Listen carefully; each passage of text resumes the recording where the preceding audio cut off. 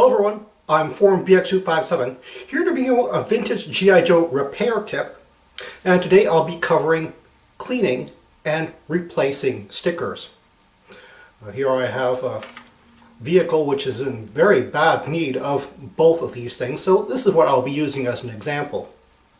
By cleaning, I mean gently cleaning off the grit that sometimes forms around these very delicate vinyl stickers. And by replacing, I mean gently taking these stickers off and putting an appropriate glue and replacing them back on in a usually more appropriate place. I do have to warn you though that these old vinyl stickers are actually printed on the facing side. So they're very delicate and you shouldn't really scrub them on the very surface or even apply hot water because the ink will just come right off.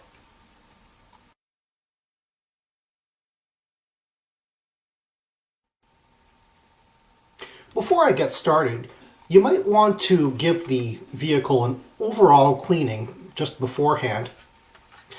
And you can just use like a damp cloth just for major surfaces. Or if you want to give it a really thorough clean, you can just use like a hand soap or dishwashing soap and cold water. And just use like an old toothbrush to get into the details.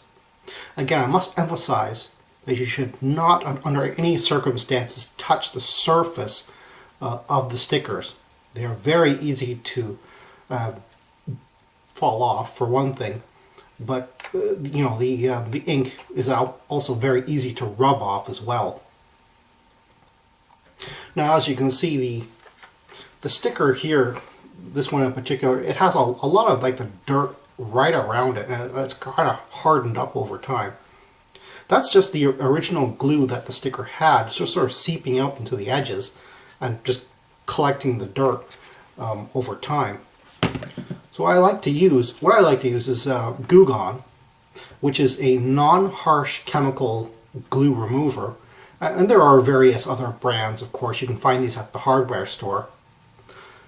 This is also non-acetate as well. You know, you don't want to use anything harsh on plastics, especially old plastics, because to be quite honest, I don't think they make plastic like this anymore. Anyway, you just take a Q-tip, dip it into the Goo Gone or whatever you have, and just gently go around the edges. And in this case, I'm actually turning this thing upside down, just so that if there's too much of the Goo Gone or chemical remover on here, what you want it to do is you want to flow away from the sticker. So just hold it upside down from the orientation that you're cleaning. After you're done with that, you can just tamp it slightly with, you know, a cloth or whatever, just to get rid of the excess. And then use the clean end, or well, rather the dry end of the Q-tip, and just sort of try and rub away the dirt. Sometimes you might have to do multiple tries of this because, well, the dirt might be set in there for years and years, and quite frankly, the oil or the Goo Gone will have to set in there for a little while in order to really work into the dirt. In some cases, I'm not really very confident about not touching the design on the sticker, because most of these stickers, they have kind of a nice border around them, but sometimes the sticker is actually right up to the edges. And in that case, I just take a cheap roll of tape. In this case, being a cheap roll is actually to its benefit, because this doesn't stick very well. And because it doesn't stick very well, you can use it as a masking tape, and it won't really harm the surface of the sticker all that much. And now I'm a bit more confident about going right up to the edge and cleaning off that dirt.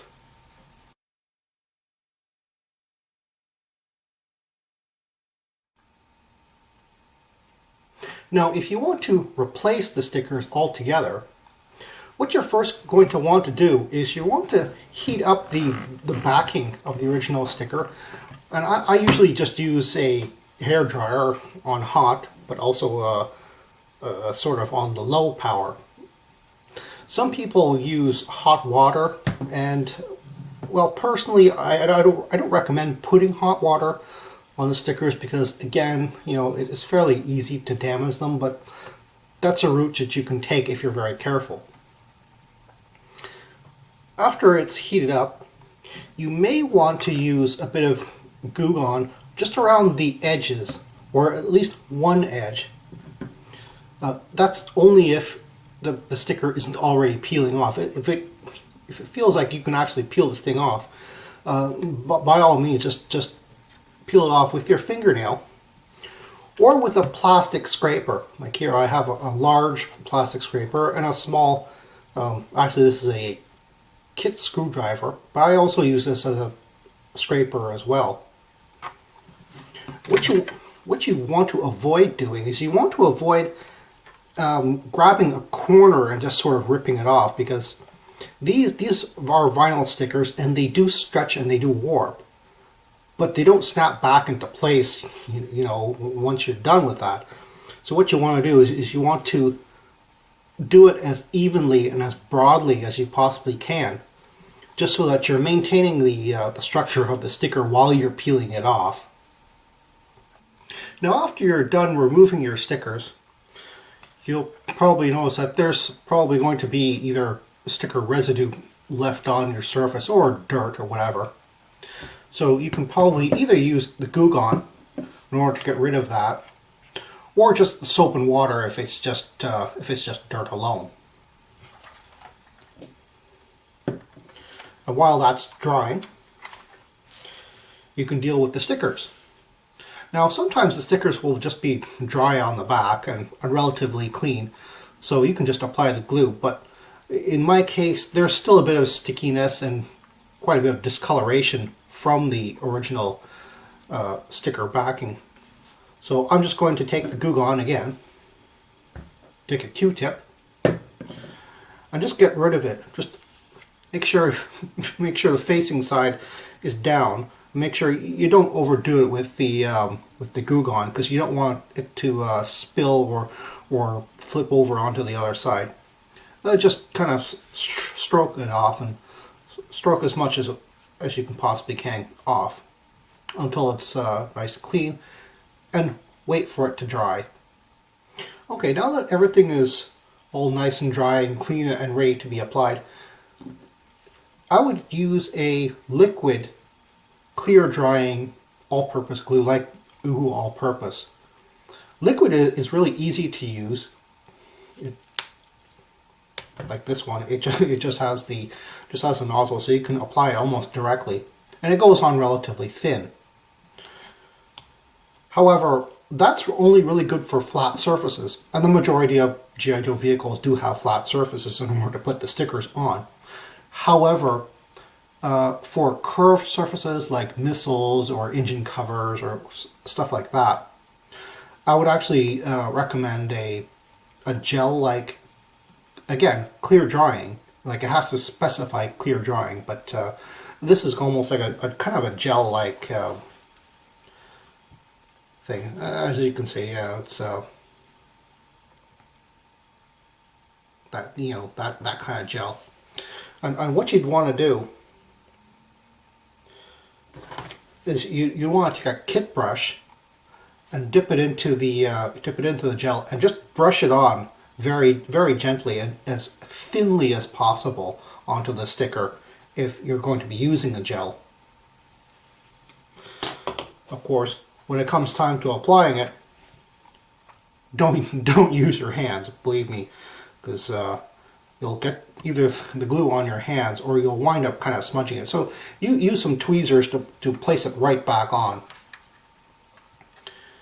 And once it's on where you want it to be, let gravity help and just prop up your toy, just so you know